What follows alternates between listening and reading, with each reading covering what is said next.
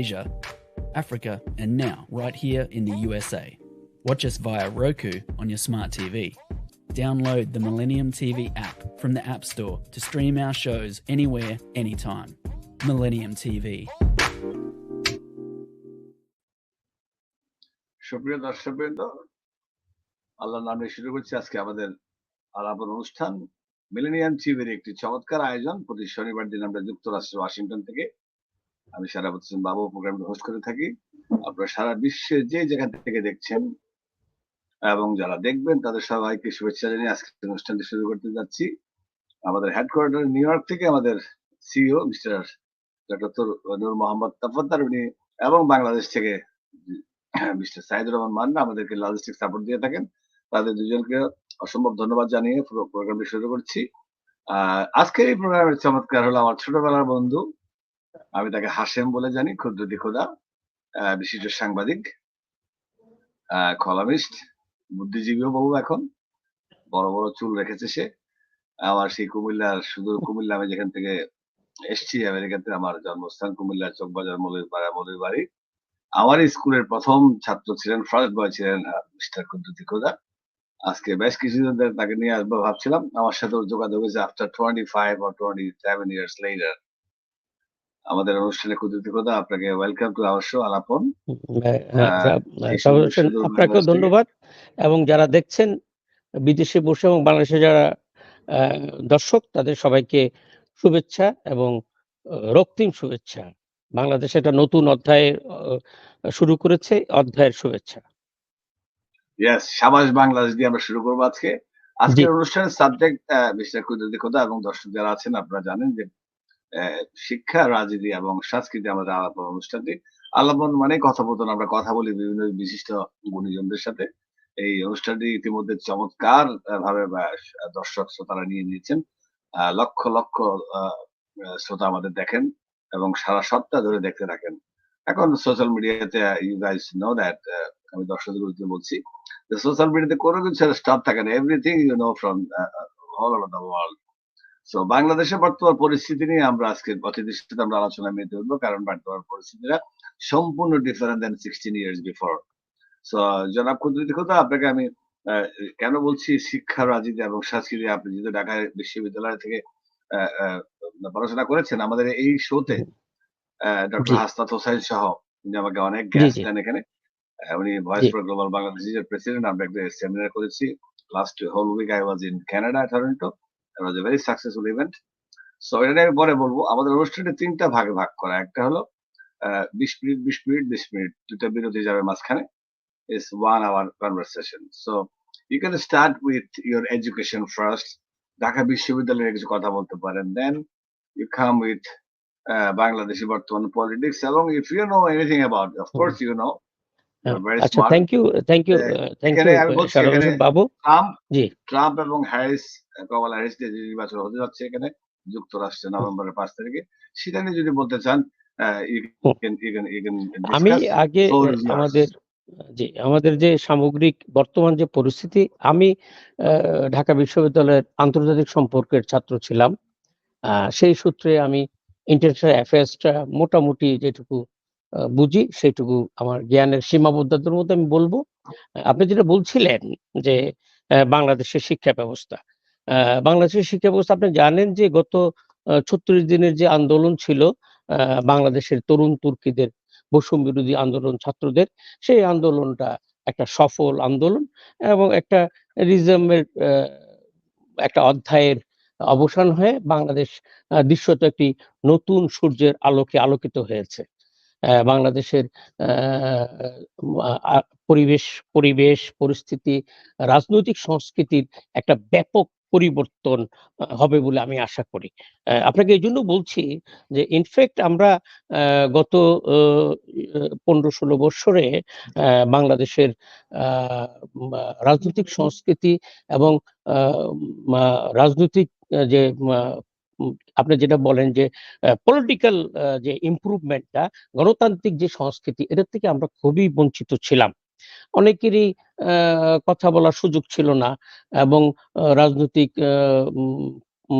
অনুষ্ঠান করা, তার দাবি উত্থাপন করা কিংবা নিজের বাকস্বাধীনতা যদি বলেন, সেগুলি অনেকে সেলফ সেন্সর করতে হতো, সংবাদপত্রগুলো তো করতোই। মানুষ যারা বাংলাদেশের সেই 18 কোটি মানুষ যারা ৭১ সনে স্বাধীন হয়েছে, তারাও কিন্তু সে ৫৩ বছর পরে একটা পরাধীনের মতোই ছিল। আমি এটা খুব অনেস্টলি বলছি আরকি। ঠিক আছে? সেই থেকে আমাদের বৈষম্য বিরোধী আন্দোলনের যে তরুণ তুর্কিরা আমাদেরকে এই আন্দোলনের মাধ্যমে একটা নতুন আলো, একটা নতুন সম্ভাবনা, একটা নতুন আ মানে স্বাধীন একটা পরিস্থিতির মধ্যে আমাদেরকে নিয়ে আসছে। সেজন্য ওদেরকে আমি ধন্যবাদ জানাই এবং তাদেরকে আমি গভীর শ্রদ্ধা জানাই। আরেকটা বিষয় আপনি যেটা বলছিলেন যে বাংলাদেশের কারেন্ট পরিস্থিতি কি? কারেন্ট পরিস্থিতি হলো আপনি জানেন যে বাংলাদেশ 1971 এ স্বাধীন হয়েছে। আ আবার যে ২০২৪ সালের যে বিষয়টা, এইটাও এক ধরনের স্বাধীনতার মতোই মনে হয়। ঠিক আছে? যে মানুষ কথা বলতে পারত না, মানুষ কথা বলতে পারছে। মানুষ তার ব্যক্তিগত অনুভূতি প্রচার করতে পারছে। ঠিক আছে? এরকম একটা আমরা যে একটা বাইন্ডিংস এর মধ্যে ছিলাম, এই ঘোরটোপের মধ্যে ছিলাম, ঘোরটোপ থেকে আমরা অনেকটা রেহাই পেয়েছি। সেদিক থেকে নতুন সরকার uh uh Nobel laureate doctor professor ইউনূসের নেতৃত্বে যে সরকার গঠিত হয়েছে, আ আমি আপনি জানেন যে ডক্টর ইউনূস বাংলাদেশের ক্ষণজন্মা পুরুষ। কিন্তু সারা পৃথিবীতে উনি একটা ব্র্যান্ড অ্যাম্বাসেডর আই থিংক। উনি বাংলাদেশেরও এই মুহূর্তে goodwill ambassador of the world. তো উনার নেতৃত্বে যে সরকার আসছে, এই সরকার খুব ধীরে সুস্থে সিদ্ধান্ত নিচ্ছে এবং তারা আজকে পর্যন্ত আপনারা জানেন যে আজকেও ৫ জন আ সচিবকে চুক্তিভিত্তিক নিয়োগ করা হয়েছে এবং ৫ জনে খুবই ব্রিলিয়ান্ট ছিল। আগের সরকারের আমলে তারা বঞ্চিত ছিল এবং সরকার পরিচালনার ক্ষেত্রে আপনারা জানেন যে ব্যুরোক্রেসি খুব একটা ইম্পোর্টেন্ট বিষয়। রাজনৈতিক কর্তৃপক্ষ তখনই অ্যা তার কর্মসূচিগুলি বাস্তবায়ন করতে পারবে যখন সিভিল সার্ভিসেস স্ট্রং হবে, অ্যাজ এ বার্গেনিং এজেন্ট হয়ে উঠতে পারে। আপনি জানেন যে আগামী বছর আমরা একটা গ্র্যাজুয়েশনের দিকে যাব। তারপরে আমাদের ইউরোপ আমেরিকার সাথে কিন্তু বার্গেন করতে হবে। তো বার্গেন করতে হলে একটা খুবই স্ট্রং ব্যুরোক্রেসি দরকার। আমার ধারণা যে ডক্টর ইউনূসের গভর্নমেন্ট যারা উপদেষ্টা রয়েছেন, যারা উপদেষ্টা হিসাবে নিয়োগ পেয়েছেন এবং যারা সরকারের বিভিন্ন পদে এই মুহূর্তে আছেন, ওনাদের প্রজ্ঞা এবং ওনাদের দক্ষতা, ওনাদের আ মানে যে বুদ্ধিমত্তার যে কৌশল, সেই ব্যাপারে আমি ১০০ ভাগ নিশ্চিত যে তারা বাংলাদেশটাকে অনেক দূর এগিয়ে নিয়ে যেতে সহযোগিতা করবে এবং তাদের আ ধ্যান ধারণা, তাদের মেধা আমাদের আগামী দিনের বাংলাদেশকে আরো বেশি এগিয়ে নিয়ে যাবে। চমৎকার, চমৎকার ইয়োর বুলেট পয়েন্ট গুলো চমৎকার। আমি যে কোয়েশ্চেনটা করতে যাচ্ছি এখন, ঢাকা এবং কুমিল্লা আমি কালকে শুনেছি স্ক্যাটার্ড ভাবে বিভিন্ন আ শহরে আ এই রেজিম চলে যাওয়ার পরে ১৬ বছর জি, এরও অধিক সময় ধরে মহা যানজটে ছিল মানুষজন। তাদের আ দৈনন্দিন জীবনযাপনও তাদের চমৎকারভাবে ব্যাঘাত হয়েছিল। সো এখন কি সব জায়গায় নাকি এ আমি দলীয় নাম বলছি না, বিভিন্ন বিরোধী দল যারা ছিল তারা এখন একটু স্বস্তিতে আছেন। তারা নাকি দখলিত্ব শুরু হয়ে গেছে। এই ব্যাপারে আপনি কি বলছেন? এটা কি অ্যা পুরোপুরি সত্যি না কিছুটা গুজব আছে? আমি আপনার প্রশ্নটা শুনতে পাচ্ছি না। আবার যদি একটু বলছেন, আ আবার যদি একটু রিপিট করতেন প্লিজ। আওয়ামী বিরোধী যারাই ছিল বাংলাদেশে তারা জি, এখন সব জি, জি। জায়গায় এই সুযোগের সুবাদে বৈষম্য বিরোধী আন্দোলন তো ছাত্রদের। এখানে জি, দলীয় কোনো ভূমিকা ছিল বলে তারাও দাবি করছে না। যদিও বিএনপি, জামাত, জাতীয় পার্টি এবং হেফাজত ওরা বড়, বড় দল একেকজন। বাট এখন নাকি খুব দখলই চলছে। ইভেন আমাদের কুমিল্লা তোমার আপনার আমার দুজনের বাড়ি কুমিল্লায়। ওখানেও নাকি খুব হুম। দখল চলছে বলে আমার কাছেও কিছু খবর আসছে। এটা কি বেশি করে বানিয়ে বলা হচ্ছে নাকি ১৬ বছরের যন্ত্রণা সহ্য করার জন্য কিছুটা হলেও হচ্ছে সেটাই হচ্ছে? না, থ্যাংক ইউ সেনাপতি হোসেন। আমি আপনাকে নিশ্চিত করে বলছি যে গত ১৬ বছরের যে মানে মানুষের বঞ্চনা, অধিকারহীনতা, বিচারহীনতার যে সংস্কৃতি গড়ে উঠেছিল, মানুষের কথা বলার যে স্বাধীনতা ছিল না। মানুষ তো আ অসংখ্য আপনি যে দলগুলোর কথা বললেন, জাতীয়তাবাদী দল বাংলাদেশের অন্যতম বড় দল, জামাতের কথা বললেন, তারপর অন্যান্য যে সিপিবি, তারপরে বাসদ, জাসদ ওদের কথা বললেন। এই দলগুলো গত 16 বছরে খুবই বঞ্চিত ছিল এবং খুব নির্যাতিত নিপীড়িত ছিল। তো একটা জিনিস মনে করবেন যে মানুষের আসলে এই ধরনের গণ-অভ্যুত্থান কিংবা বিপ্লবের ক্ষেত্রে একটা ইমোশনাল আ মানুষের মধ্যে একটা ইমোশন কাজ করে। সেই ইমোশনটা অনেক সময় নেতিবাচক দিক ধারণ করে। যে একটা ধ্বংসাত্মক কিছু করে ফেলা যে সে আমাকে ক্ষতি করেছে, আমিও তাকে ক্ষতি করব। এটা কিন্তু আপনি মনে করবেন না যে বাংলাদেশের মানুষের বাঙালিদেরই নেচার। না এটা কিন্তু আমি একটা সেটা হিউম্যান বলছি না। আমি নেচার। বলছি যে আপনি বললেন যে স্বস্তির নিঃশ্বাস ফেলছে। কিন্তু এখানে আবার না, স্বস্তির নিঃশ্বাস অস্বস্তি আছে। অনুভূতি হচ্ছে কিন্তু কিনা? আপনি আপনি যে প্রশ্নটা করলেন যে দখলি কিংবা এটা কিন্তু হচ্ছে। হচ্ছে যে অ্যা অ্যা তাই নাকি? যেটা বিশ্ব মিডিয়াতে কিংবা ভারতীয় মিডিয়াতে যেগুলি প্রচার হচ্ছে সেগুলি আমি মনে করি ১০০ ভাগ সত্য না। যে দলীয় হচ্ছে এটা আ আমি মনে করি না যে এটা খুব আমাদের জন্য উদ্বেগজনক। যেটুকু হচ্ছে মানে এটা সেটা এই যা যা মুহূর্তে জনাব এখন জনাব নিয়ন্ত্রিত প্রতিনিধি কথা। এখন এই যে নিয়ন্ত্রিত আমাদের দেশপ্রেমিক সেনাবাহিনী এই বিষয়গুলো সে খুবই কনসার্ন। ওরা এই বিষয়গুলো দেখভাল করছে এবং ডক্টর ইউনূসের যে অন্তর্বর্তী সরকার তারাও কিন্তু এভাবে সিরিয়াস। ১ম ৫, ৬, ৭ এই ৩ দিন একটু আপনি যেটা বলছিলেন যে দখলি সংস্কৃতি এটা ছিল।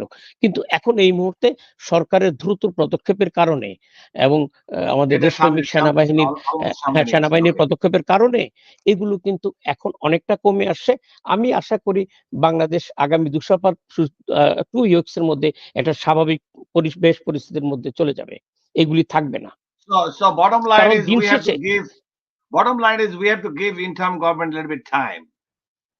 আ I think আ যে আপনি যেটা বুঝেন যে আমাদের তো গত ১৬ বৎসরে অনেকগুলো সমস্যা ছিল। সমস্যার মধ্যে আমি যেটা বলছি যে আমাদের ইলেকশন কমিশন, আমাদের আ পাবলিক সার্ভিস কমিশন, তারপরে আমাদের যেই আইন শৃঙ্খলা বাহিনীর যে প্রতিষ্ঠানগুলো, এ সবগুলো একটু ইনফেক্ট একটু বেশ দলীয়করণ হয়েছে এবং অযোগ্য লোকরাও অনেক গুরুত্বপূর্ণ জায়গায় পদ দখল করে বসেছিল কিংবা ওদেরকে পদায়ন করা হয়েছিল।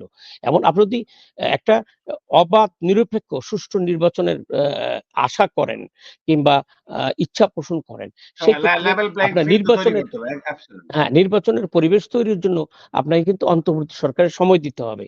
কিন্তু Right. সময়টা ৩ মাস, ৬ মাস, ১ বছর হবে না। I think এই অন্তর্বর্তী সরকারে আপনাকে এই সংস্কারগুলোর জন্য উনি যেটুকু সময় চায় সেটুকু দেওয়া দরকার। কিন্তু আমি মনে করি এই সময়টা ২ বছর হলে ভালো হয়। ২ বছরের মধ্যে না, উনারা চাইলে জনাব কূটনীতিক কথা সময় জি, বেঁধে দেওয়ার আমার কোনো অক্তিয়ার নাই। এখানে বোধহয় না, সময় বেঁধে যৌক্তিক না। আপনি আমি যেটা না, বলছি আমি যে তো সময় বেঁধে টেলিভিশন দেওয়া থেকে যৌক্তিক না। আমি মনে করি ডক্টর ইউনূস উনি না একজন যৌক্তিক আ সময় পর্যন্ত আ মানে হ্যাঁ, যতটুকু হ্যাঁ। প্রয়োজন উনি সময় উনার যতদিন নিতে হবে। হ্যাঁ, উনি যতদিন মনে করবেন যে উনার যে দায়িত্বটা, উনার যে কর্তব্যটা, রাষ্ট্রীয় কর্তব্য এবং দায়িত্ব, অ্যা অ্যা এই দায়িত্বটা উনি পালনের ক্ষেত্রে উনি আসছেন কিন্তু বাংলাদেশকে বাংলাদেশের এই একটা অসম্ভব ধরনের একটা ক্রান্তিকালে উনি বাংলাদেশের ইনফেক্ট দায়িত্ব নিয়েছেন। ঠিক আছে? উনাকে অ্যাবসলিউটলি, অনুরোধ করে অ্যাবসলিউটলি। উনিও রাজি ছিলেন। উনাকে অনুরোধ করে উনাকে আমাদের রাজি তরুণ করানো হয়েছে। তুর্কিরা রাইট। উনাকে হুম। রাজি করিয়েছেন। উনি বলছে যে, "ঠিক আছে, আমি এই আমার যে কর্মকাণ্ড সেগুলোর জন্য আমাকে সময় বৃদ্ধি দিলে হবে না। আমি আমার সময় অনুসারে কাজগুলো কমপ্লিট করে আমি আবার চলে যাব।" সেজন্য উনাকে সংস্কারগুলোর জন্য যেটুকু উনাকে সময় দেওয়া দরকার সেইটুকু সময় উনি নিবেন এবং সেই সময়ের মধ্যে আমি আশা করি উনার দক্ষতা, উনার প্রাজ্ঞতা, উনি অসম্ভব ব্রিলিয়ান্ট মানুষ। সারা ওয়ার্লড এ উনি যেখানে অন্য সরকার প্রধান যদি হতো তারপরে কোথাও যে ইউরোপ, আমেরিকাতে আপনারা যেখানে আছেন সেখানে যেকোনো একটা মিটিং করে সমস্যার সমাধান করতে হতো। সেই ক্ষেত্রে উনার মানে পার্সোনাল ব্র্যান্ডিং টা এমন উনি কিন্তু ওই জায়গাটা না যেয়ে কোথাও ফোন করলে কাজটা হয়ে যাবে বাংলাদেশের। অ্যাবসলিউটলি, এবং অ্যাবসলিউটলি। ইয়েস। এই গত ১ সপ্তাহের মধ্যে এটা হয়েছেও বাংলাদেশে। অনেকগুলো দেশের বাইরের সাথে ইউরোপীয় ইউনিয়ন থেকে শুরু করে আপনি নিশ্চয়ই জানেন অ্যা ওয়ার্ল্ড ব্যাংক, আইএমএফ এগুলোর সাথে কথাবার্তা হয়েছে ওনাদের সাথে এবং আমাদের অর্থনৈতিক পরিস্থিতি যেই একদম খাদের কিনারে ছিল, এইটা আর খাদের কিনারে থাকবে না। এইটা দ্রুত অ আমাদের অর্থনৈতিক অবস্থা পরিবর্তিত হবে, ইতিবাচক পরিবর্তন হবে। চমৎকার! আমার তো মনে হচ্ছে কুদরতি খোদা পুরা ডক্টর ইউনূসের পক্ষে কথা বলার জন্য ভান্ডার নিয়ে আসছে। I am so happy. না, আমি আমার সাথে আমি উনার ওনাকে আমার সাথে আমি উনার ওনাকে ব্যক্তিগত ব্যক্তিগত পছন্দ করি, কিন্তু ওনার পক্ষ অবলম্বন করা, আমি এই জন্য জানেন, আপনি জানেন যে আমি একটা নিরপেক্ষ প্রকৃতির মানুষ। যিনি ভালো লোক, যিনি ভালো লোক, যিনি মানে সারা পৃথিবী যাকে সম্মান করে, তা আমি কেন ওনাকে অসম্মান করব? এই মূর্খতা তো আমার মধ্যে নাই। আমি ওনাকে আমার সাথে সম্মান করব। আমার সাথে উনার বেশ কয়েকটি সাক্ষাৎ, আমার সাথে উনার ভালো সম্পর্ক। আ জি, যে আমাদের former proud president Barack Obama যখন ওনাকে মেডেল পরিয়ে দেন, আমি এবং ভয়েস অফ জি, আমেরিকার প্রধান রোকেয়া আদর্শ আমরা ৬ ঘন্টার অধিক উনার সাথে ছিলাম national press club in USA, Washington জি। ডিসিতে, এবং ঠিক হোয়াইট হাউসের পাশে একটি বিশাল হোটেলে ওনাকে যে যেখানে হোয়াইট হাউসে দেওয়ার পরে উনি বেরিয়ে আসেন। প্রেসিডেন্সিয়াল মেডেল যে দেওয়া হলো। জি, জি, আমরা জি, অপেক্ষা করছিলাম। তখন আমি উনাকে বলেছিলাম, "আপনার মেডেলটা আমি একটু হাত দিয়ে আপনার অ্যা বুকের ওখানে ধরতে হুম, চাই।" বলে, "yes, you are allowed." So ওটার ছবি আমি পোস্ট করেছি। Hmm, you saw hmm, that maybe. So হয়েছে কি, হুম। উনার সাথে আমার বেশ কয়েকটি জায়গায় দেখা হয়েছে, এবং উনার ইউনুস সেন্টারে মানে বাংলাদেশে আমি লবিস্ট জি, থাকার কারণে আমাদের জি, ক্যাসিডিয়ান অ্যাসোসিয়েট এ আমি ইনভলভ ছিলাম বেগম খালেদা জিকে নিয়ে আসা পর্যন্ত। তো ওই লবিং ফার্ম একটা নিয়ম ছিল যে তারা যদি বাংলাদেশে বা কোন দেশে যায়, যে দেশে তারা যায় সেই দেশে যদি ক্লায়েন্ট আগে থেকে থাকে কেউ, তাদের জি, সাথে হুম, তারা দেখা করবেই। তাদের একটা এটা তাদের নিয়ম। তো Cassidian hmm, associate the top 2nd largest lobbying firm in USA তে আমি বাংলাদেশে তাদেরকে নিয়ে যাই। অ্যা ৩ বারের সাবেক প্রধানমন্ত্রী বেগম খালেদা জিয়াকে এদেশে নিয়ে আসার জন্য। সেটা ছিল ২০১০ সাল। তো ওই হুম। সময় ডক্টর ইউনূস আজকের প্রধান উপদেষ্টা আমাদের রেসপেক্টেড, এবং আ আরেকজন নামটা বলছি না, অন্য একটা দলের ওই অ্যা উনারা ২ জনে ক্লায়েন্ট ছিলেন ওদের। সো ক্লায়েন্ট থাকার আচ্ছা, আচ্ছা, কারণে আচ্ছা। হুম, হুম, হুম, যেহেতু তারা যাচ্ছে বেগম খালেদা জিয়ার সাথে দেখা করার জন্য, তখন তারা ওই ২ জন লোকের সাথেও, ওই ২ জন দের সাথেও মেলামেশা করবে এবং দেখা করবে বলে আমাকে জানায়। আমি বলছি, "দ্যাটস ফাইন।" সেই সুবাদে আমি উনার অফিস কক্ষে যাই। ২ টা অফিসে, একটা ছিল বিদেশীদের জন্য, একটা ছিল একেবারে সাদামাটা উনি যাদের নিয়ে বসেন, যেখানে এয়ার কন্ডিশনার হুম, ছিল না। I had a privilege to sit down with him there in Bangladesh. হুম, তো আমি উনাকে কোয়েশ্চেন করেছিলাম ইউএসএ তে একদিন যে, জি, "এই ২ নেত্রীকে আপনি মিলিয়ে দেন না কেন?" উনি বলে, "এত প্যাচ আমি তো জানি না।" হুম, মানে উনি বলল যে এটা কালচারাল প্যাচ, যে রাজনৈতিক প্যাচ গুলা উনি এগুলা বোঝেন না। কিন্তু উনি যেগুলা বোঝেন সেগুলোর দিকে ওরা যাচ্ছে না। আরেকটা বলেছিলেন যে iPhone নিয়ে আমি যখন বললাম, এত কিছু একটা ছোট্ট তখন 4G ছিল। উনি বলে, "This 4G Sharafat is like it's the first page of the book. See how deep his mentality." আর আমি যখন বললাম যে ইকোনমি আমাদের খুব খারাপ যাচ্ছে, মর্টগেজটা ক্রাশ করছে, ঠিক তখনের কথা বলছি। টাইটানিক এর মতো হুম, মর্টগেজ ক্রাশ করে আমেরিকাতে ২০০৮-৯ এর দিকে। তো উনি হুম, বলল যে আমেরিকার ইকোনমিটা তো ফোমের ভিতর দাঁড়ানো। এটাকে ঠিক করতে হবে।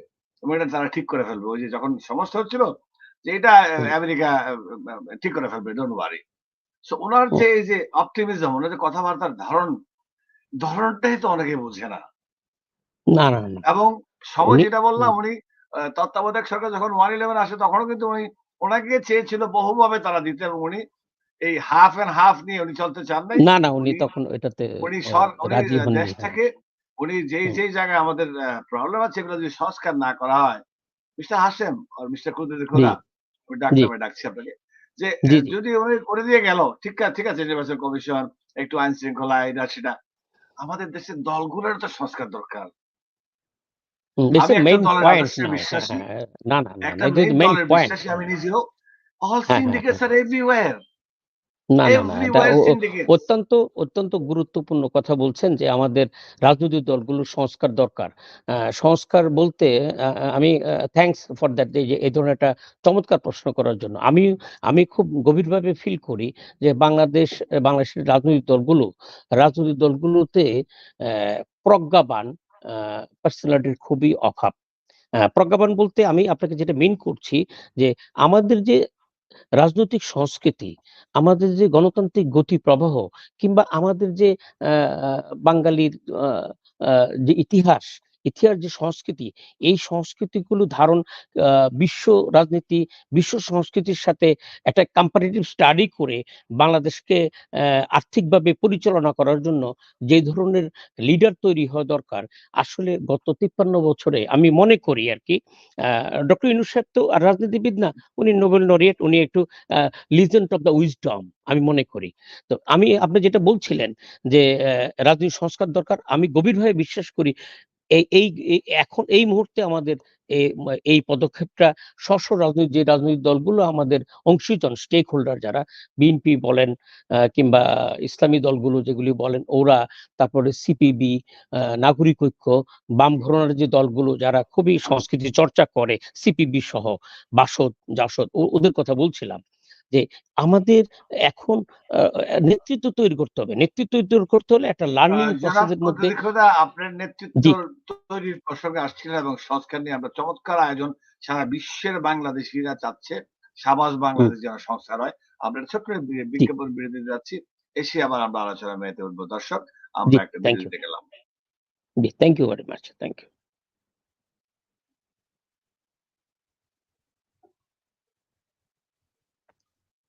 বিজ্ঞাপন বিরতি।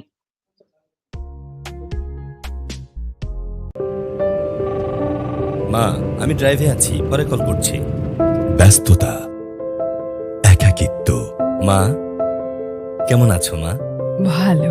ওষুধ খেয়েছো? খেয়েছি, দুপুরে ওইটা আর রাতে ওই দুটো। মা কি ভুলভাবে ওষুধ খাচ্ছে? কর্তব্য, গোল্ডেন এজ হোম কেয়ার। দায়িত্ব, আপনার প্রিয়জনকে ভালো রাখা আমাদের দায়িত্ব। গোল্ডেন এজ হোম কেয়ার, আপনার সাথে প্রিয়জনের পাশে। সুপ্রিয় দর্শক, সারা বিশ্বের যারা যেখান থেকে দেখছেন বা দেখবেন, আমরা আবারও ফিরে এসেছি আমাদের চমৎকার আয়োজন আলাপনে। আমার সাথে আছেন Quddus Khoda, he is a journalist, he is lot and he is my best friend from Comilla.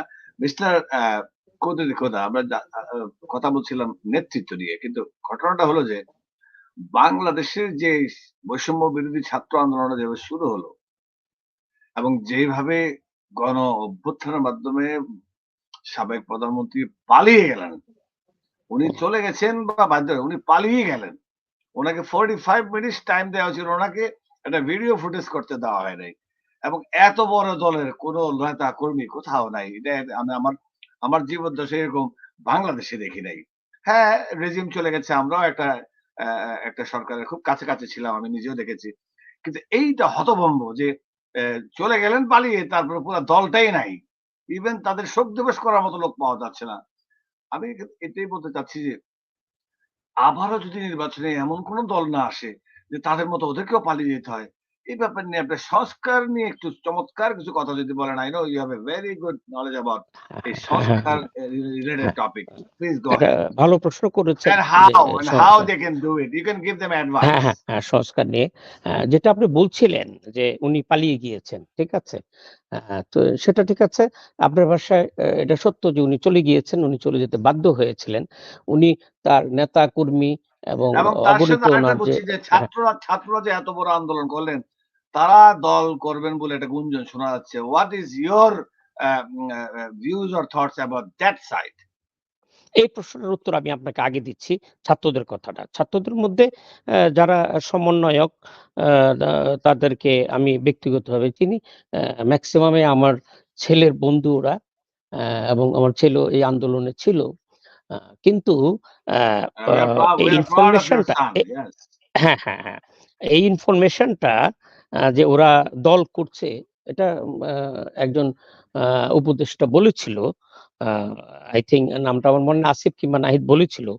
পরে ওদের আরেকজন সমন্বয়ক যিনি নীতি নির্ধারণী পর্যায়ে আছেন, উনি ক্লিয়ার করেছেন আসলে আমরা কোনো দল গঠন করছি না, ঠিক আছে, আমাদের দল গঠন করার মতো পরিস্থিতি কিংবা ইচ্ছা আমাদের নাই, উনি কিন্তু ক্লিয়ার করেছেন পরে। আমি ব্যক্তিগতভাবে মনে করি যে এই ছাত্ররা যারা, আমি তাদেরকে তরুণ তুর্কি বলি, এই ছাত্ররা এখন এই মুহূর্তে বাংলাদেশে রাজনৈতিক দল গঠন করার মতো তাদের আমি এটা পার্সোনাল অভিমত, দল করার মতো তাদের এই ধরনের সিদ্ধান্ত নেওয়া ঠিক হবে না। কারণ তাদের, আপনি জানেন যে অনেকেরই পড়াশোনা শেষ হয়নি, অনেকে বিশ্ববিদ্যালয়ের গণ্ডি পার হননি, অনেকে ছাত্র, এখনো ম্যাক্সিমাম ছাত্র। আমি মনে করি তারা এই আন্দোলনের যে ফিলোসফিটা, দর্শনটা, না, এবং তাদের এখানে মধ্যে আমি যে আপনাকে দেশ। এখানে আপনাকে আমি থামাচ্ছি। যদি কোনো কারণে জি, জি, ডক্টর ইউনূস আজকে রেসপেক্টেড প্রধান উপদেষ্টা যদি কোনো কারণে ৬ বছরেরও অধিক থাকেন, আই এম টেলিং ইউ, আমি কিন্তু অনেক কিছু বুঝি, জানি এবং আমি হোয়াইট হাউসের একদম পাশেই থাকি। আমি স্টেট জি, জি, ডিপার্টমেন্টে আমি জানি, অনবরত যাই। জানি, জানি। হ্যাঁ, সো the things is এখানে কিন্তু extravagance কিছু আছে। ডক্টর ইউনূস এইভাবেই ছেড়ে দেবেন না। উনি কিন্তু অনেক knowledgeable এবং উনার সাথে you just mentioned that উনি ফোনে সেরে ফেলতে পারেন। 80 plus, I repeat, hmm, mister Kuddus Khoda ji, এবং দর্শক যারা দেখছেন, জি, 80 প্লাস কান্ট্রির রাষ্ট্রনায়করা একটা ফোন ওদিক থেকে করবে, ওরা একদিক দিয়ে উনি উঠাবে। এইটা হ্যাঁ, বাংলাদেশে কারেক্ট, পাওয়া যাবে কারেক্ট। না। সো ওই না, এটা ক্ষেত্রে পাওয়া যাবে না, এটা পাওয়া যাবে না, এটা পাওয়া উনি যাবে না। যদি একটু সময় নিয়ে দেশটাকে সংস্কার করেন, গুছান এবং আমাদের দেশটার হুম, অর্থনীতিকে চেঞ্জ করার চেষ্টা করেন এবং করবেন। ইনফ্রাস্ট্রাকচারটা চেঞ্জ করতে হবে তো। এটাকে নষ্ট করে ফেলেছে আওয়ামী লীগ এবং আরো যারাই ছিলেন সবাই কিন্তু তুলসী পাতা না মিস্টার কুতুবদিকতা। না, সবারই না, কিছু না, না না, কিছু না, দোষ আছে। ডেফিনেটলি নট, এখন না, না, হ্যাঁ, এবং ইন্টার্ম গভর্নমেন্টের বিরুদ্ধে চলে যায় হঠাৎ করে। কয়দিন পরে দেখা যাবে যে ডক্টর ইউনূসের বিরুদ্ধে শুরু হয়েছে কথা বলা। হুম, তো হুম, আমি হুম, এটা কেন বলছি যে যদি উনি আবার উনার দল না করলেও উনি একসময় দল করার ইচ্ছা পোষণ করেছেন। ছাত্ররা, এই ছাত্রদের সাথে উনার একটা সাংঘাতিক সম্পর্ক। এখন এই ছাত্র গ্রুপটাই যদি যারা বলছে করব না সেটা এক সাইডেড, বাট যদি তারা ৬-৭ বছর পরে তারাও কিন্তু আর ওই স্টুডেন্ট না, পড়াশোনা শেষ করেন এই ইউ কথাটা ইউ যাবে না। রাইট। আরো তখন তারা কিন্তু আগামী ২ বছর পরে তারা ম্যাচিউরড হয়ে যাবে। তারও বেশি। হ্যাঁ, আপনি ঠিকই ৬ বলেছেন। বছর যদি জি, জি, যায়, যে if জি, 5 to 6 ইয়ার পর্যন্ত যায়, হুম। সেইখানে সম্ভাবনা কোনো কিছু আছে কিনা? সেখানে আর আই এম সিউর আপনি যারা হ্যাঁ, দেখছেন দর্শক তারা জি, এই জি। কোয়েশ্চেনটা মারাত্মকভাবে নিচ্ছেন। হ্যাঁ, করছেন। হ্যাঁ, হ্যাঁ। আমি আপনাকে খুব মানে আ পরিষ্কারভাবে কথাটা বলতে চাই। আপনার প্রশ্নটা আমি বুঝতে পেরেছি, আপনার ইমোশনটাও আমি বুঝতে পেরেছি, আ ইনটেনশনটাও বুঝতে পেরেছি। আমি মনে করি যে এই বাংলাদেশটা তো সবার। বাংলাদেশ সবার। এখন এই দেশটা আ এই ভালো চলুক, এই দেশটা সারা বিশ্বে আমাদের নোবেল লরিয়েট, আমাদের অন্তর্বর্তী সরকার প্রধান প্রফেসর ডক্টর ইউনূস যেভাবে মানে সারা পৃথিবীতে সমৃদ্ধ, উনি বাংলাদেশটা এইভাবে আরো বেশি দিন যদি থাকে, উনি আরো বেশি সমৃদ্ধ করতে পারে এবং আরো বেশি মানে একটা উন্নত দেশের পর্যায়ে উনি নিয়ে যেতে পারবেন। হ্যাঁ, তবে যেটা হয়, আপনি যেটা বলছিলেন ১ম, যে সংস্কার, মানে রাজনৈতিক সংস্কার। আমাদের যে এটা আপনি ধরতে পারেন যে আমার লেভেলে এই শব্দটা প্রয়োগ করা ঠিক হবে না। কিন্তু আমি শব্দটা প্রয়োগ করছি। যেহেতু আপনি জানেন যে আমি কিন্তু বিশ্ববিদ্যালয়ে পড়াই। জনপ্রশাসনে আমি আমার বই পড়ানো হয় বিভিন্ন প্রতিষ্ঠানে। আমার সিভিল সার্ভিসের ভেতর বাহির আরো কয়েকটা বই আছে যেগুলি সিভিল সার্ভেন্টরা পড়ে। আমি যেটা মনে করি আরকি, যে আমাদের মধ্যে আপনি যেটা বারবার বলছিলেন যে অ্যা অ্যা রাজনীতিতে একটা মেধার অধোগতি রয়েছে। তো এই মেধার অধোগতির কারণে আমাদের এই যে রাজনৈতিক দলগুলো, তারা কিন্তু একটা পর্যায়ে যেয়ে, যেটা আপনি আগে বলছিলেন, একটা পর্যায়ে যেয়ে বলবে যে, "না, আমাদেরকে দ্রুত ক্ষমতা দেন। আপনি আ দ্রুত বিদায় হন।" এমন পরিস্থিতি কিন্তু হতে পারে। কিন্তু আপনি যদি একটু আ মেধা সম্পন্ন সাধারণ মানুষ, এখন কিন্তু বাংলাদেশের মানুষ, আপনি অনেকদিন ধরে আমেরিকাতে রয়েছেন। বাংলাদেশের রিক্সাওয়ালা থেকে শুরু করে সাধারণ কৃষক এখন অনেক বেশি লার্নেড, অনেক বেশি সচেতন, এবং আমি মনে করি true, a true, um true. Um you are একজন অ্যাবসলিউটলি একজন রাইট। সাধারণ মানুষও আমার মতো এই যে অ্যা অ্যা আমার চাইতেও বেশি জানেন। আমি তাদের কাছে আমি একটা লার্নিং প্রসেস এর মধ্যে থাকি। এই প্রেক্ষিতে আপনি আপনি যেটা বলছিলেন জনাব যে জনাব কুতুবদিক্ষতা এবং দর্শক যারা জি, দেখছেন, আমাদের অসংখ্য আ আ শ্রোতারা এবং যারা দেখছেন তারা কমেন্ট করছেন। আ জনাব কুতুবদিক্ষতা, I'm surprised you are speaking very well. আমি যেটা আশাও করি নাই। I know you are very smart. আপনার ভাষার অনেক জ্ঞান আছে। কিন্তু এই বর্তমান পরিস্থিতি নিয়ে I have to admit that you are delivering very good messages to our audience. কিন্তু আপনি এই যে জনপ্রশাসন বলেন বা সংস্কার নিয়ে বা ছাত্রদের নিয়ে the way you talking is really good এবং so many comment আসছে। যারা কমেন্ট করছেন দর্শক, যারা জি, শুনছেন, থ্যাংক ইউ সো মাচ। আমরা নামগুলা পড়তে পারছি না এখন। বাট আমরা এগুলা স্ক্রল করার চেষ্টা করব। যারাই কমেন্ট করছেন এবং দেখছেন কুদরতি খোদার এই টক শো, প্রত্যেককে ধন্যবাদ জানিয়ে আবারও যাচ্ছি। ফ্লোর ইজ ইয়ার্স মিস্টার কুদরতি খোদা। গো হ্যাঁ। হ্যাঁ, পরে আমি যে বিষয়টা বলতে চাচ্ছি, এখন কথা হলো যে আমি ১ম আপনার জিয়াউর রহমান সাহেবের প্রসঙ্গ বলি। জিয়াউর রহমান সাহেব অ্যা উনি আ মানে আমাদের উনি আ উনার সংস্পর্শে যাওয়ার সুযোগ সময় দুটোই হয়েছিল আমার। আ তা অ্যা আমি উনার সাথে আমার একটা পর্যায়ে এই আমি যখন ছাত্র অ মানে তখনই উনার সাথে দেখা হয়েছিল। হ্যাঁ, উনি বলছিলেন আমার বাবা তখন ছিলেন কোথায় সাথে দেখা হয়েছিল? বঙ্গভবনে। কোথায় কখন? এটা হলো বঙ্গভবনে। উনি যখন রাষ্ট্রপতি, উনি যখন আ আ আ বাংলাদেশের রাষ্ট্রপতি। এটা হলো ৮১ সালের উনি যে নিহত হলেন তার ৬ মাস আগের ঘটনা। আপনাকে বলেছিলাম, আপনি তো ভুলে গিয়েছিলেন। উনি বলছিল যে বাংলাদেশটা চালানোর জন্য একটু মেধাবী লোক, শিক্ষিত লোক দরকার। উনি কিন্তু আপনি খেয়াল করবেন উনার আমলে কিন্তু ডক্টর আহমেদ হুদা, বি চৌধুরী এবং উনি এস এ হ্যাঁ, বারী হ্যাঁ। এটি অনেক লার্নেড লোক উনি খুঁজে বের করেছেন। উনি শিক্ষিত লোকদের বলতেন মাজেদুল যে, হক, "আপনারা যদি পলিটিক্স এ না আসেন তাহলে দেশটা চালানো যাবে না।" ঠিক আছে? এই রাষ্ট্র পরিচালনার জন্য খুবই অ্যা মানে প্রাতিষ্ঠানিক শিক্ষা রয়েছে, কিংবা মানুষের প্রতি মমত্ববোধ রয়েছে, দেশপ্রেম রয়েছে, খুবই প্রাজ্ঞ লোকদের দরকার। যাদেরকে আপনি মন্ত্রী বানাবেন, যারা সরকার পরিচালনায় থাকবে। এই গত সরকারের যে সমস্যাটা হয়েছে, এটা হলো যে যে গত এই ইমিডিয়েট যে সরকার ছিল, উনার আমি মনে করি, পার্সোনালি মনে করি, উনিও আমাকে ব্যক্তিগতভাবে ভালো করে চিনতেন, আমিও উনাকে চিনতাম। কিন্তু আমি একটা বিষয়ে দ্বিমত পোষণ করছি যে উনার মন্ত্রিসভাটা খুবই দুর্বল ছিল এবং ওরকম লার্নেড ছিল না এবং সরকার এবং রাষ্ট্র পরিচালনার ক্ষেত্রে যেই ধরনের লেখাপড়া থাকা দরকার, যেই ধরনের রাজনৈতিক সংস্কৃতি সম্পর্কে তাদের মোটামুটি একটা ধারণা নিয়ে পলিসি মেকিং করা দরকার এবং বাংলাদেশের রাষ্ট্র পরিচালনার ক্ষেত্রে সংবিধান, রুলস অফ বিজনেস যেগুলি মেনে চলা দরকার, এগুলির ধারে ওনারা ছিলেন না। ইভেন ধারে কাছেও ছিল না। হ্যাঁ, হ্যাঁ। ইভেন আমাকে আমার ইউনিভার্সিটির একজন বন্ধু যিনি সংসদ সচিবালয়ের সচিব, উনি আমাকে বলছিলেন গত ৩ সপ্তাহ আগে একটা অনুষ্ঠানে, উনি বলল যে লাইব্রেরিতে কিন্তু এমপিরা যান না। ওখানে কিন্তু একটা চমৎকার লাইব্রেরি আছে জাতীয় সংসদে। ওখানে উনারা লেখাপড়া করেন না। উনারা করতো কি? উনারা উনারা কে কত উপার্জন করবে, কোন টেন্ডার, এটা সেটা, নিয়োগ বাণিজ্য এগুলিতে উনারা ব্যস্ত ছিলেন। যার কারণে উনাদের মধ্যে প্রজ্ঞার যে প্রবৃত্তি যেটা, ওইটা হয় নাই। উনাদের মধ্যে এক ধরনের ডেভিয়েশন হয়েছে যেটা আপনি বলতে পারেন বাংলা ভাষায় মূর্খতা। এইটাই কিন্তু এই গত সরকারের পতন বলেন কিংবা আপনি ডেভিয়েশন বলেন কিংবা অধোগতি বলেন, এটাও একটা কারণ। সেজন্য আমি আগামী যারা আমি ভুলে রাজনীতি যাওয়ার আমি ভুলে যাওয়ার আগে আজকের অনুষ্ঠানেই আনুষ্ঠানিকভাবে অন দ্য রেকর্ড বলছি, you are from Comilla, I am from local Comilla as well. আমাদের বাড়ি মনে হয় ডেফিনিটলি ২-৩ মাইল দূরে। কুমিল্লার একটা মেসেজ খুব শক্তভাবে পেয়েছি আমি কালকে। আমাদের আমার ক্লোজ ফ্রেন্ড, আমি নাম বলছি না। সেও ম্যাটার করে কুমিল্লাতে। যে বন্ধু পারলে একটু এই সরকারের পক্ষে কাজ করো। বলে কি? যে যেভাবে চলছে কুমিল্লায় ইউ নিড টু স্টপ। কেন বলছি? আমি ক্রিটিসাইজ করছি না। If you know some folks or of course you know জি, জি, জি। ইন্টারনালি আমরা জেনে আমরা অনেকটাই শিথিল হয়ে গেছে। যদি হুম, কোথাও কোন রকম মিস্টার কুদ্দুস কথা আমরা আমাদের শহর দিয়ে বলবো, আমাদের জেলা দিয়ে বলবো, আমরা যেহেতু উই আর ফ্রম কুমিল্লা। এই বর্তমান ইন্টার্ম গভর্নমেন্টকে এট লিস্ট এদিক দিয়ে আমরা সাপোর্ট করতে পারি যে কুমিল্লা শহরের বা আশেপাশে গ্রামে-গঞ্জে কোথাও কোন রকম অপ্রীতিকর বা দখলি বা কোন রকম বৈষম্য বিরোধী কাজ কোথাও হচ্ছে কিনা। শুধু দখলই হুম। না, মানুষের সাথে ব্যবহার মানে বাজে ব্যবহার করাটাও কিন্তু বৈষম্য বিরোধীতে পড়ে।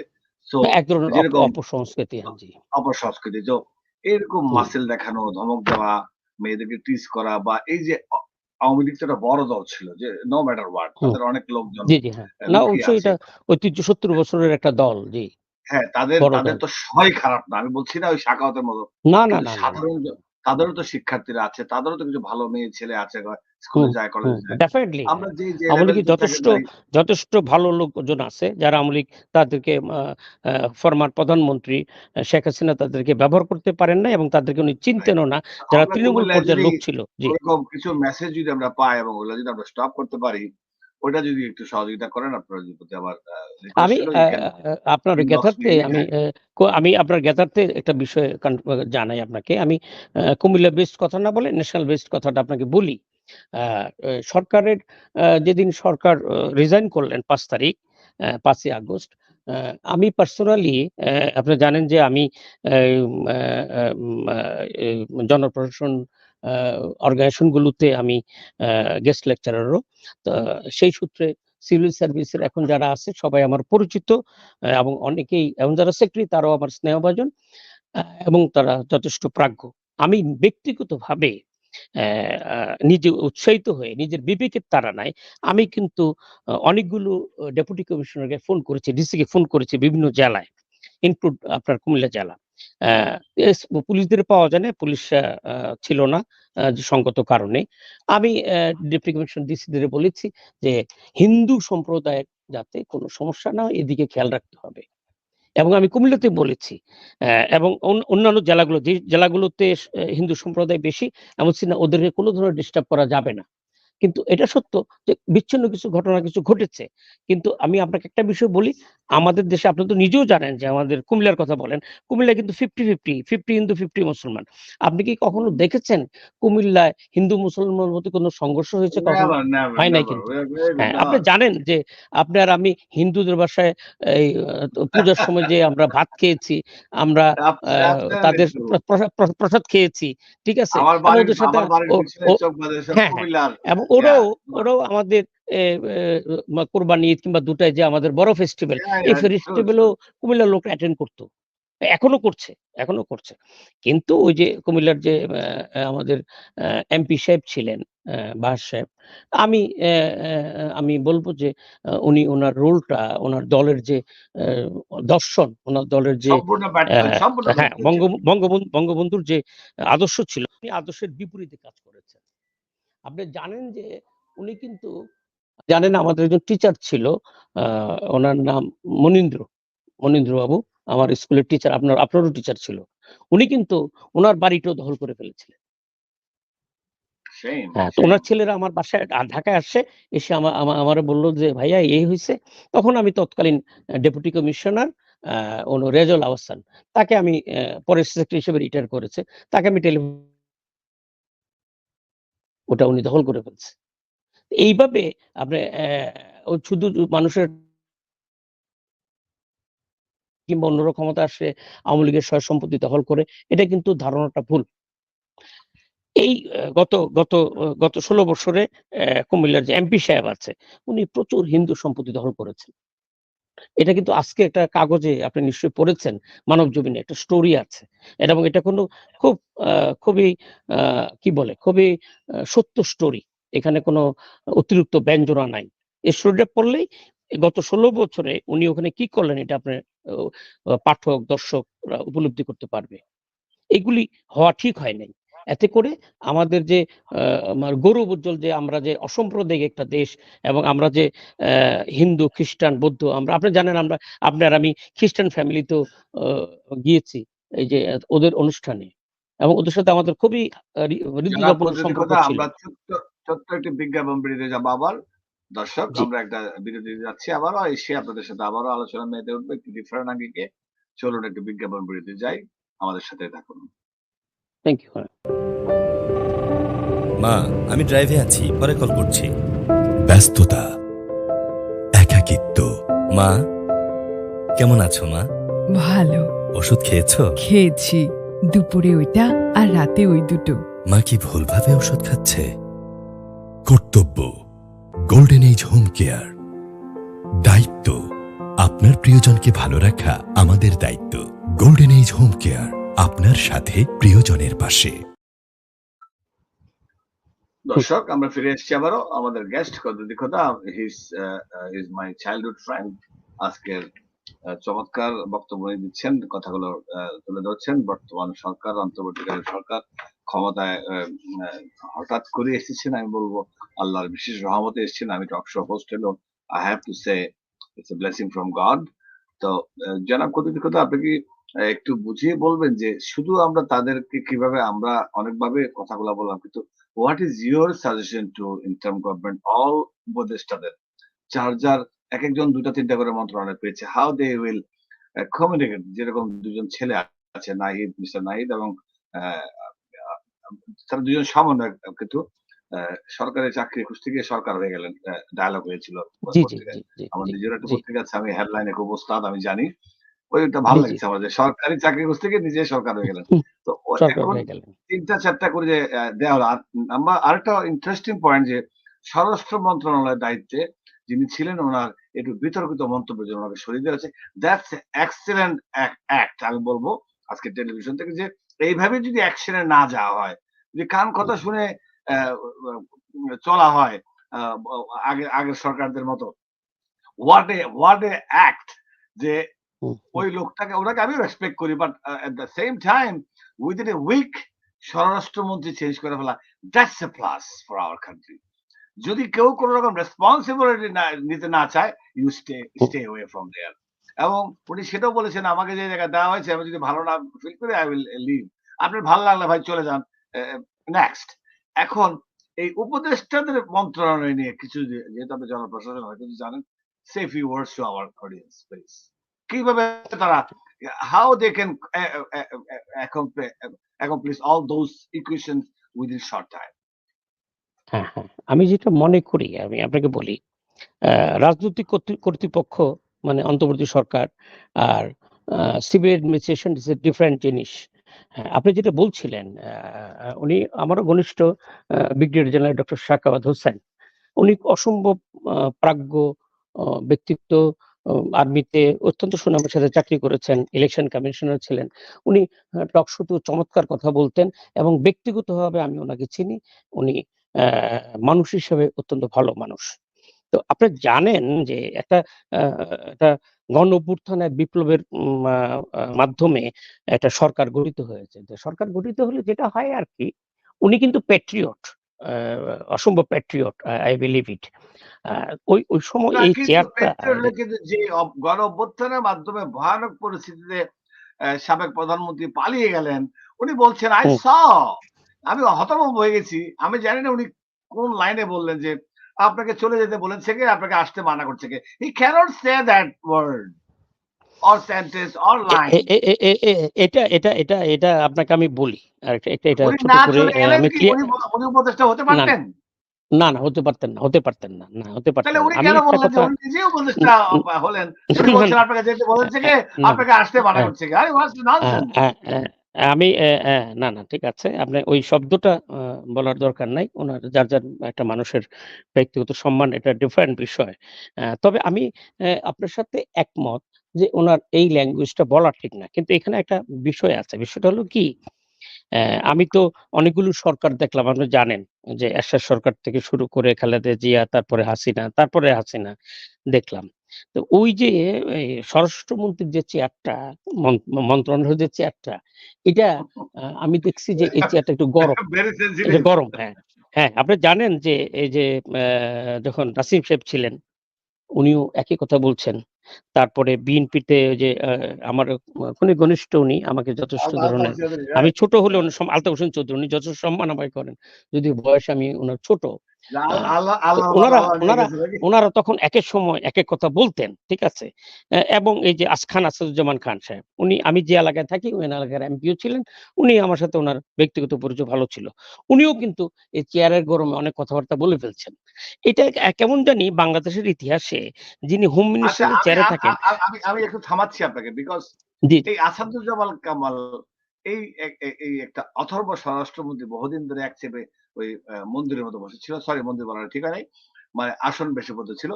সো এই যে লোকগুলাকে, do you think are military, আমরা জানি, আমরা জানছি, খবর পাচ্ছি, সারা বাংলাদেশের লোকরাও সম্ভবত বেশি জানে এখন, যে হুম, আমাদের ধারণা যুক্তরাষ্ট্র থেকে এবং ইউরোপ, আমেরিকা বা মিডল ইস্টে যারাই আছে, there is a message outside of Bangladesh that সবগুলাকেই মিলিটারি ধরে রাখছে অলরেডি, আসাদুজ্জামান খান সহ। Do you think it's true? আ না, আমি ট্রু, পর্যায়ক্রমে আমি ছাড়বে, আ যাতে আমি আ আমি destabilize আ না। না, আমি আমার আমার আ ল্যাঙ্গুয়েজে, আমার কৌশলে আপনাকে বলছি বিষয়টা।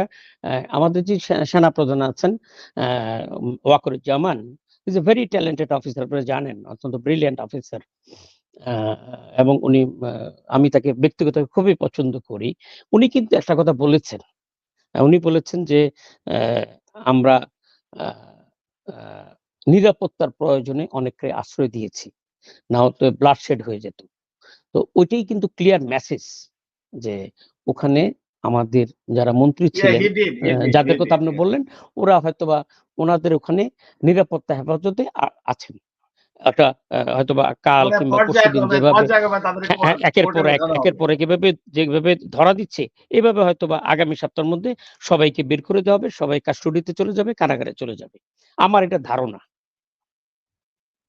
আচ্ছা, উনি কিন্তু আরেকটা ইঙ্গিত কোয়েশ্চেন দিয়ে আপনার দিয়েছেন। কাছে যে জি আমাদের দেশের এই গণ অভ্যুত্থানের পরপর একটা একটা মার্সি মানে এটাকে বলে অ্যামনিস্টির মতো করে রাজনৈতিক বন্দীদেরকে মুক্তি দেওয়ার একটা প্রজ্ঞাপন জারি করা হলো বেগম খালেদা জিয়া থেকে শুরু করে অনেককেই।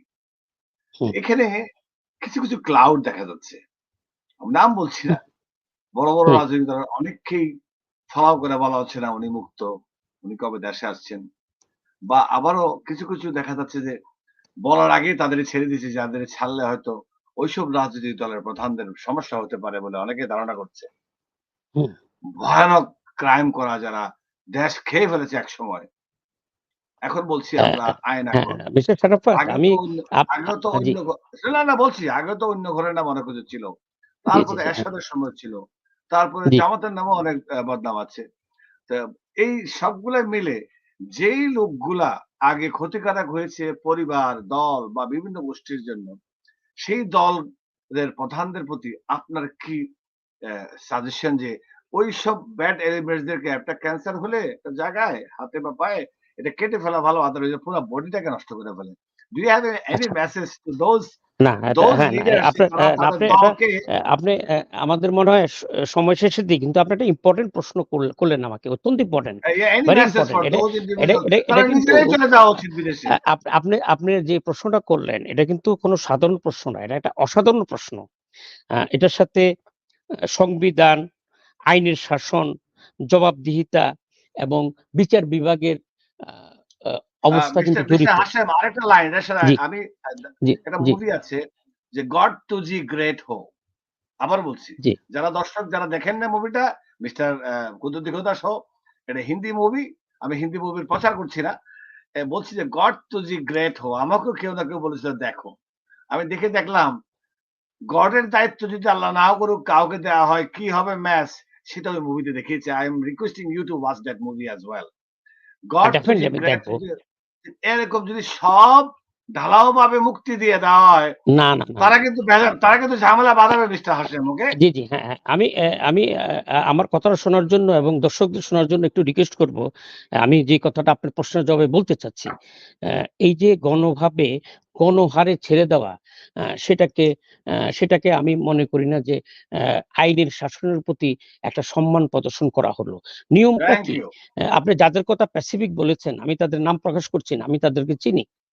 এটা হলো যে ওরা কেউ আ যাবজ্জীবন ছিল, কারো ২০ বছর জেল ছিল, কারো ১২ বছর জেল ছিল। নিয়মটা কি? কনস্টিটিউশন কিংবা আমাদের আ মানে এই মানে ছেড়ে দেওয়ার নিয়মটা না, কিংবা না, না মিস্টার একটা হাশেম ছাড়তে পারে। জি। প্রেসিডেন্টের না, না, একটা না, একটা না পারে। একটা প্রেসিডেন্ট একটা পারে। এখতিয়ার কিন্তু আছে। প্রেসিডেন্ট পারে। কিন্তু প্রেসিডেন্ট গণহারে পারে না। হ্যাঁ, আমরা একটা একটা আমি আপনাকে বলি, একটা আ আইনের প্রতি মানুষের যদি শ্রদ্ধাটা উঠে যায়, যে না আমাকে ৩ টা মার্ডার কেসে ঢুকিয়ে পড়লে আমার সরকার আসলে আমারে তো ছেড়ে দিবে। তা তাহলে মিস্টার কিন্তু কুদ্দুস বড় দিগন্ত বিপদ তাহলে কি হবে। বাজে লোকগুলাকে ছাড়া হয়েছে বেশি? ভালো লোকগুলো তো ছেড়েছে না, বেশি দেখছি না। ভালো কিছু ভালো লোকের সাথে অনেকগুলো আ বাজে লোক মুক্তি পেয়েছে। কিন্তু মুক্তির তাহলে প্রসেসটা বাজে রং ছিল বলে লোকগুলাকে আমি শোনেন আপনাকে ছাড়বো না আমি। বাজে লোকগুলাকে ইচ্ছাকৃতভাবে ছাড়া হয়েছে কিনা আরেকটা ঝামেলা বাঁধানোর জন্য। এটা এই মুহূর্তে বলা সম্ভব না। সেটার জন্য একটু সময় অপেক্ষা করতে হবে। যে ইচ্ছাকৃত ছাড়া হলো, এখানে কোনো প্ল্যান ছিল কিনা? এটার জন্য আরো আপনাকে কিছুদিন অপেক্ষা করতে হবে। তা আমি মনে করি রাইট। যে একটা আ আসামিকে যার মানে জেল হয়ে গিয়েছে, যিনি সাজাপ্রাপ্ত, তার ক্ষেত্রে আপনার যেটা করতে হয় সেটা হলো যে তাকে প্রসেসটা কোর্টের হলো মাধ্যমে যে যেতে হবে, রাইট? না, এটা হলো আপনি যদি রাষ্ট্রপতিও যদি ক্ষমা করে দেয়, তারপরে আপনার প্রস্তাব এটা উনি প্রসেস যেতে অ্যাপ্লিকেশন হবে, করবে, এটা প্রসেস আছে, অ্যাপ্লিক্যান্ট রাইট? ওই যে যিনি ভিকটিম উনি অ্যাপ্লিকেশন করবে স্বরাষ্ট্র মন্ত্রণালয়ে। স্বরাষ্ট্র হুম। মন্ত্রণালয় এটা যাচাই বাছাই করে এটা আইন মন্ত্রণালয়ে পাঠাবে। আইন মন্ত্রণালয় ভেটিং দেওয়ার পরে আবার স্বরাষ্ট্র মন্ত্রণালয়ে যাবে। স্বরাষ্ট্র থেকে এটা রাষ্ট্রপতির কাছে যাবে। তখন রাষ্ট্রপতি অনুমোদন করবে। তো এই কাজগুলো এত দ্রুত কিভাবে হলো? এক্সেলেন্ট। এটা হলো আমার প্রশ্ন। দ্যাট ইজ দ্য আপনি কত তিনটা হলো আপনি কোশ্চেন, ইয়েস। ছাড়েন, আপনি তাকে মুক্তি দেন। আপনি আমার কোনো আপত্তি নাই। কিন্তু বাট উইথ আপনি দ্য একটা ডিউ প্রসেস, প্রসিডিউর এর রাইট? মধ্যে মুক্তি দেন। আপনার প্রসেসটা ইয়েস। ফলো করতে হবে।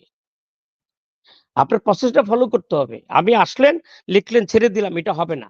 এটা হয় না। এটা আইনের শাসনের পরিপন্থী। আপনি যেটা বলছিলেন যে রাষ্ট্রপতি ছেড়ে দিয়েছে। রাষ্ট্রপতি চাইলেই গণহারে ছাড়তে পারে না। রাষ্ট্রপতিরও একটা সীমাবদ্ধতা আছে। রাষ্ট্রপতিরও বিধিবিধান আইনের মধ্যে চলতে হয়। ওকে, আমরা এখন আমি মনে হয় আর আপনার আমাদের ক্লিয়ার প্রায় করতে 10, পেরেছি। Yes absolutely. আমরা নেক্সট 10 মিনিটস আছে আমাদের সময়। এই 10 মিনিটের শেষ 2 মিনিট আপনাকে বলবো আমাদের দর্শকদের উদ্দেশ্যে, বিভিন্ন দলের উদ্দেশ্যে, বর্তমান সাবাস বাংলাদেশের সরকারের পক্ষে কিছু কথা বলার জন্য আমি লাস্ট 2 মিনিট দিব। বাট এই 6-7 মিনিট আমরা বলছি যে এই যে পুলিশের একটা প্রায় 200,000 police is gone G. So far. তারপরে যেরকম সচিবালয়, মন্ত্রীরা হুম। কিন্তু জিম্মি থাকে সচিবালয়ে সচিবদের কাছে। এটা কিন্তু একটা কালচার আছে হুম, বাংলাদেশে। ওকে? I've been in Bangladesh. আমি জানি এগুলো এখন কতটা চেঞ্জ হয়ে জানি না। বাট দলীয়করণে সব নষ্ট হয়ে গেছে। এখন এই যে সচিবালয়টা কিভাবে ম্যানেজ করবে নাম্বার 1, ওই ৫ টা সচিব দিয়েই তো হবে না। এটা না, না, না, ম্যাসিভ না। চেঞ্জ এর প্রয়োজন আছে। এটা নাম্বার 1। নাম্বার 2, আ যে পুলিশ বা আনসার বা বিডিআর এর বড় ধরনের পরিবর্তন বাংলাদেশে এখন যদিও দেখা যাচ্ছে না। এটা সময় সাপেক্ষ ব্যাপার। অতি দ্রুত করা সম্ভব কিনা? If you have any suggestion how they can do, অনেক সময় ছোট, ছোট সাজেশন it matters. আরেকটা হ্যাঁ, হলো থ্যাংকস। এটা আরেকটা হলো যে চমৎকার প্রশ্নের ভেরি জন্য। জি। ইম্পোর্টেন্ট, যে সারা বিশ্বের, আমি আজকের অনুষ্ঠানে আনুষ্ঠানিকভাবে বলবো আমার এই অনুষ্ঠানটি অ্যা অ্যা বর্তমান অন্তর্বর্তী সরকারেরও অনেকেই সরাসরি দেখছেন বা দেখবেন। It's a media, it's a social media. It somehow click করছে ফেসবুকে সারাদিন ঘুরছে।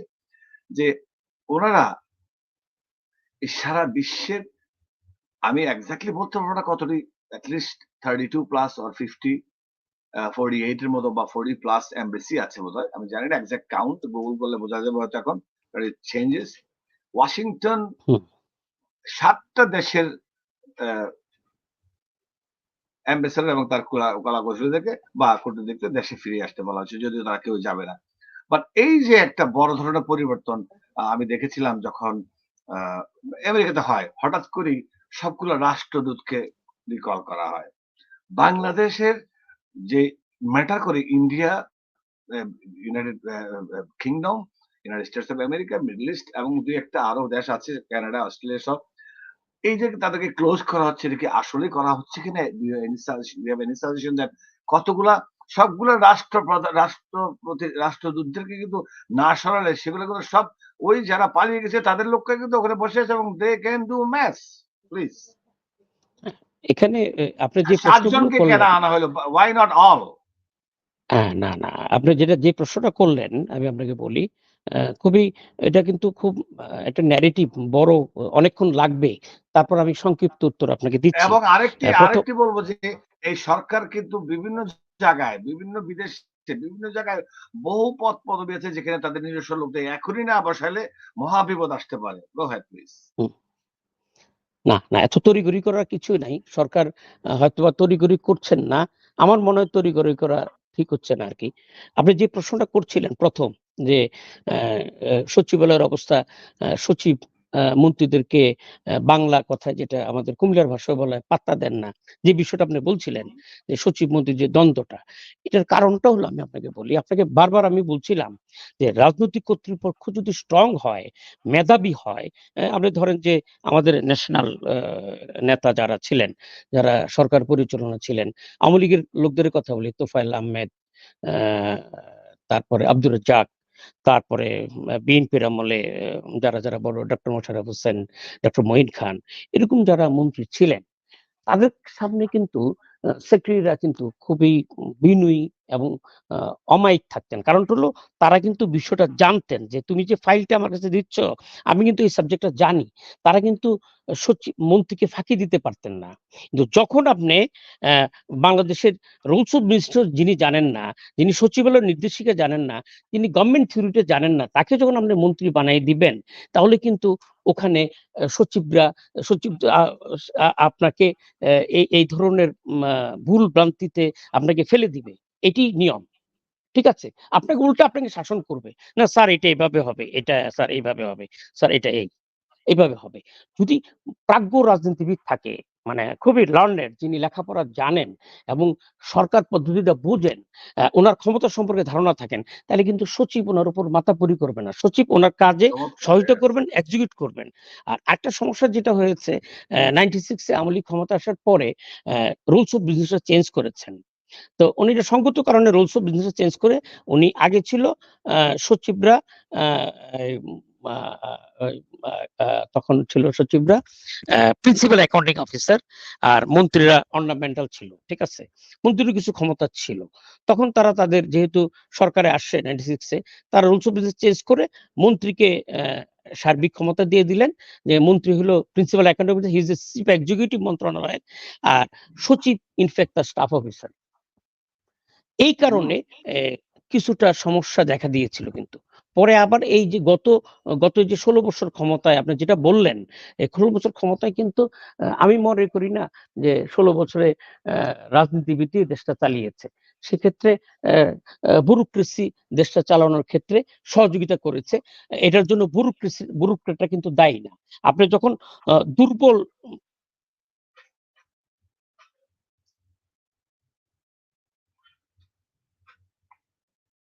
আমি দেখেছি গত এই যে ৬ মাস ১ বছর আগে আমি আমার একজন ছাত্র সেক্রেটারি অফ দ্য গভর্নমেন্ট, একটা মন্ত্রণালয়ের সচিব।